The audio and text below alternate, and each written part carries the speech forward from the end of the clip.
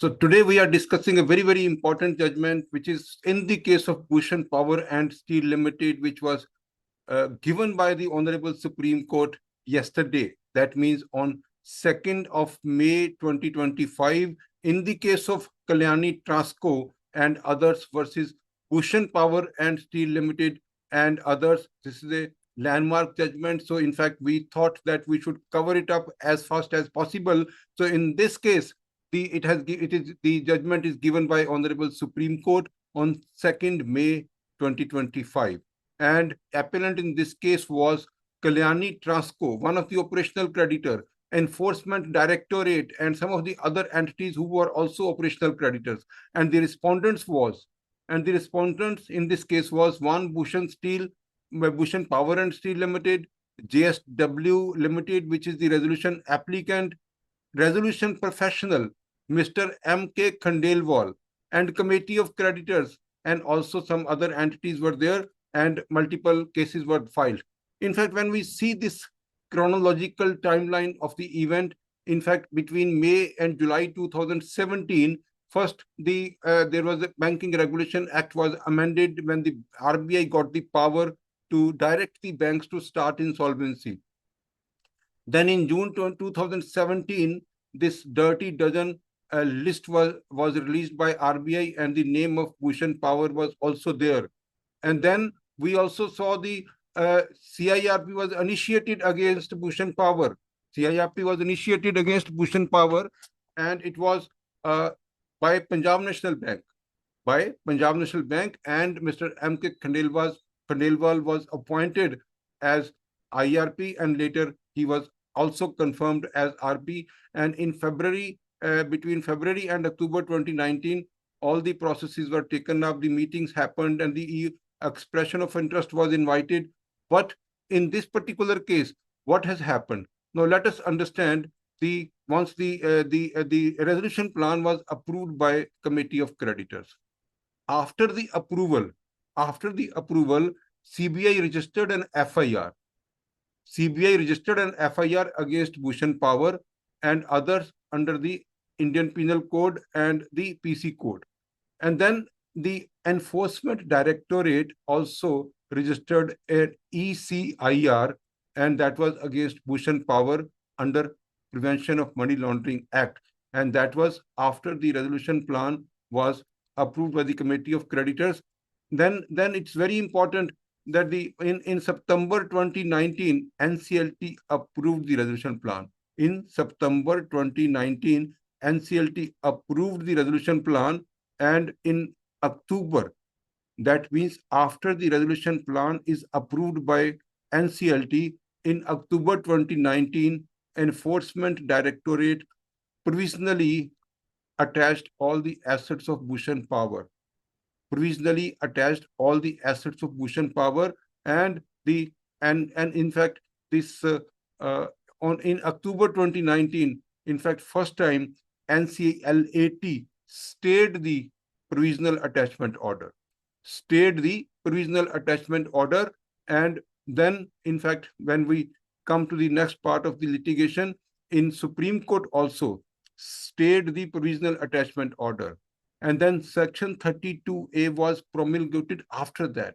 In fact, when we see the history, Section 32 capital A in the IBC was promulgated only when this kind of activities were seen, when the resolution plan was approved, and it was approved by COC, it was approved by NCLT, and after that, Enforcement Directorate attached the assets.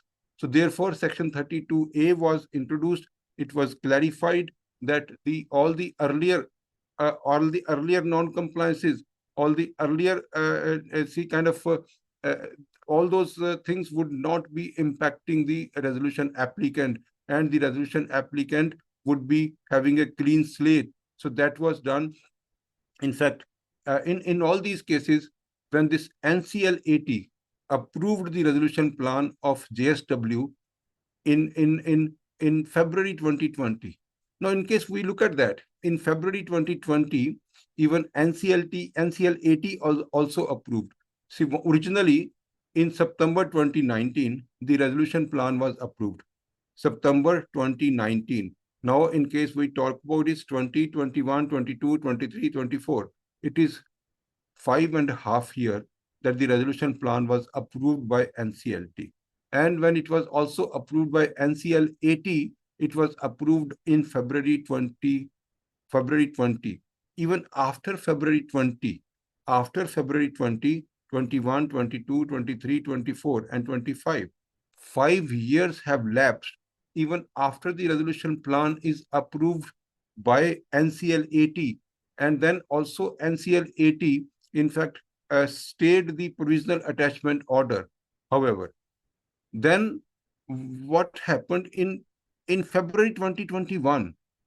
In February 2021, in the court, the JSW also said that he is willing to pay that 19,350 crore to the Committee of Creditors, and in March 21, that amount was also paid. In March 21, that amount was also paid to the creditors, Committee of Creditors, and therefore the from 21, then after that direct to 24. In all these 3 years, what happened? We have no information, because in this particular order, what happened between 21 and 24? No information. In fact, the Supreme Court disposed of civil appeals and regarding the Enforcement Directorate, and clarifies that the provisional attachment order is not valid. So that was also cleared. However, in May 2025, the Supreme Court, in fact, passed a kind of a different order, and now we will talk about what kind of different order is passed. Now, the resolution plan which was submitted by JSW, it said that it was, in fact, it will be implemented through a subsidiary company, it will be a special purpose vehicle, and it was also a monitoring and steering committee was also proposed. And then the timeline of the implementation was within 30 days, from the issuance of letter of intent. And the effective date was defined within 30 days from the NCLT approval. Within 30 days from the NCLT approval, and or such extended period as may be approved by 66% of the Committee of Creditors that was mentioned in the resolution plan, or as the extended period which will be approved by the Committee of Creditors with 66% voting period. And the upfront payment, like in 21, upfront payment of 19,350 crore was paid by JSW. And then see, as against the total claims of say 47,000 crores, and equity commitment of 8,550 crore was also, which was split into 100 crores of equity and 8,450 crores of compulsory convertible debentures that was also infused, and the treatment of the stakeholders. So that means that 19,350 crore was even, it was received by these financial creditors. Operational creditors were also paid. However, there was a delay. There was delay of about 500 days as far as the payment to financial creditors are concerned. As far as payment to operational creditors are concerned, there was delay of about 900 days. And the statutory authorities, like the plan sought waivers and all that, all these waivers were sought. Now, the appellant, in fact, said that there are various arguments that the appellant gave. And the arguments was that it was violation of statutory requirement. This resolution plan was not compliant with Section 30, subsection 2, Section 30, subsection 3 of the IBC, and did not meet the criteria for approval under regulation under Section 31, subsection 2, because it was somehow made conditional later on by JSW. And that condition was like, there were multiple conditions precedent, like CP. There were a lot of CPs, conditions precedents. So those CPs were there, and because of the non-fulfillment of certain CPs, so in fact the resolution plan traveled all this 6 or 5.5 years because of the non-fulfillment of certain conditions precedent. And it was also saying that the resolution plan is discriminatory against the operational creditors. JSW reclassified admitted claims of the operational creditors as contingent claims. Also, there was an issue from the applicant that this company earned more than 2,000 crores of EBITDA during CIRP period till 2021, and as per the resolution plan, it is going to the JSW. It is not coming to the creditors because it was mentioned in the resolution plan, and also because of the earlier judgment of Honorable Supreme Court in the case of SR Steel. It was also a kind of precedence that the profit during the CIRP period can go to the successful resolution applicant. Also, the applicant said that the delay and malified conduct by JSW. The JSW delayed the plan implementation by over 900 days and made operational creditors payment only in March 2022.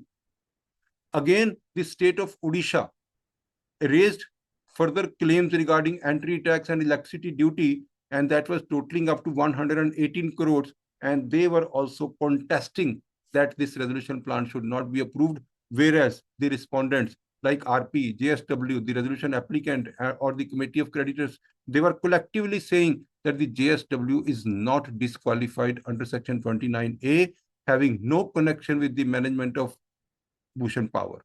Then again, Section 32A of the IBC provides immunity to the successful resolution applicant from all prosecutions earlier, or from PMLA, or from all investigating agencies.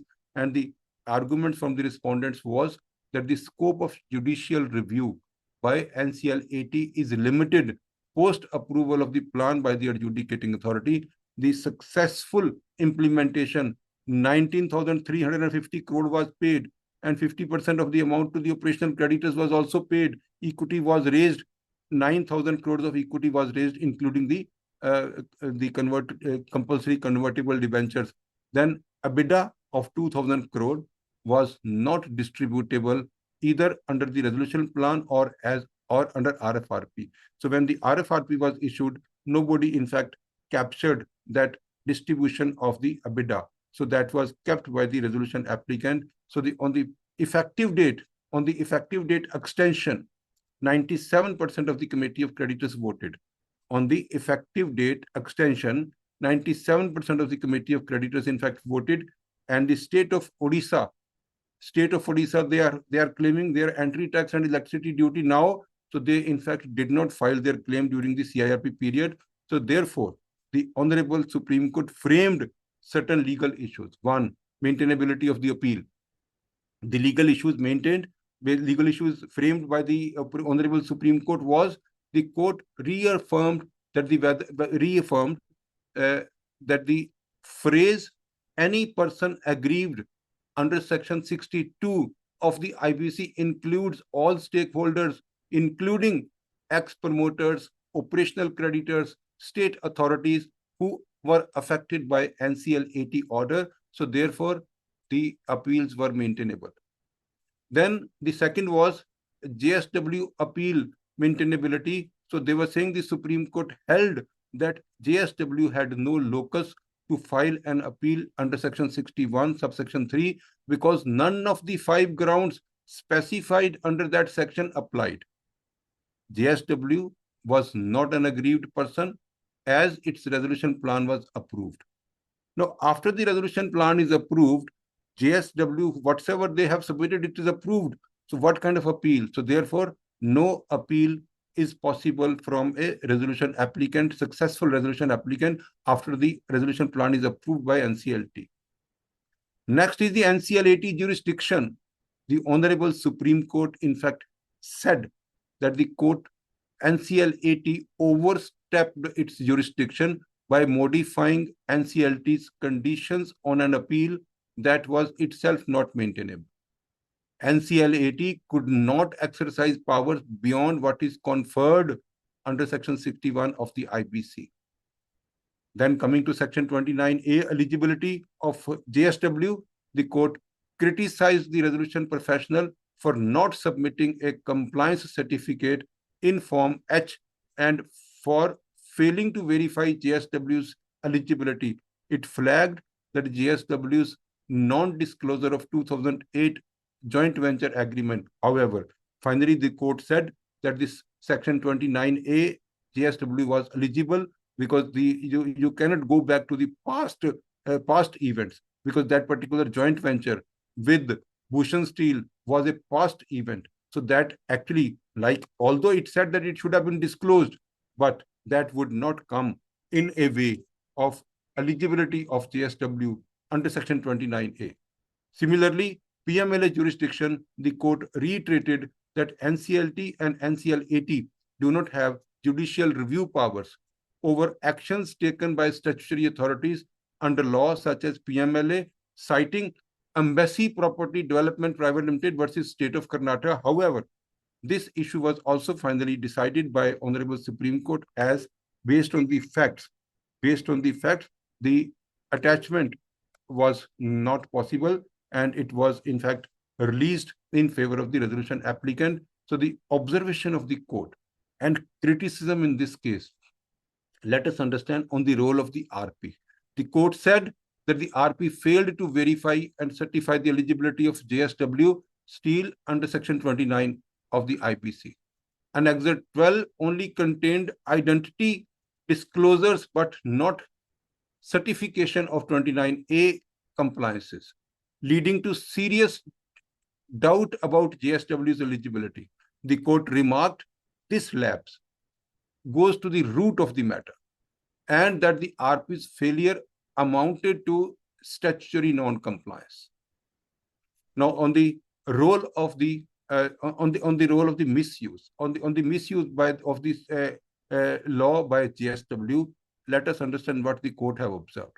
The JSW was criticized for deliberately delaying the implementation of the resolution plan, making false claims about pending appeals to defer payment, abusing legal proceedings by filing appeals for no maintainability under Section 61 of the IBC. Supreme Court noted a delay of 540 days in payment to financial creditors and 900 days to operational creditors, despite NCLT's approval being unconditional. Regarding the powers of NCLAT and under PMLA, NCLAT finding that the ED provisional attachment order was illegal in the light of Section 32A IBC was held to be without jurisdiction.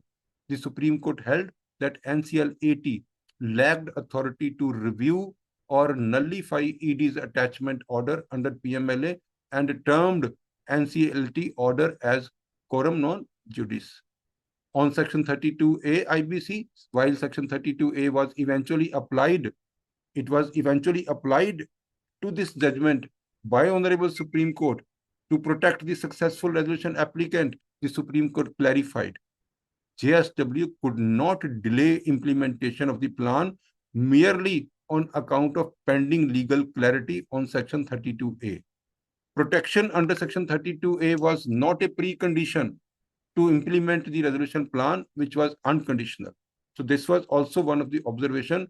Now, in case we see the impact, in case we see the precedences, in fact, the Supreme Court used the ArcelorMittal India Private Limited versus Satish Kumar on eligibility under Section 29A. That was used by Honorable Supreme Court.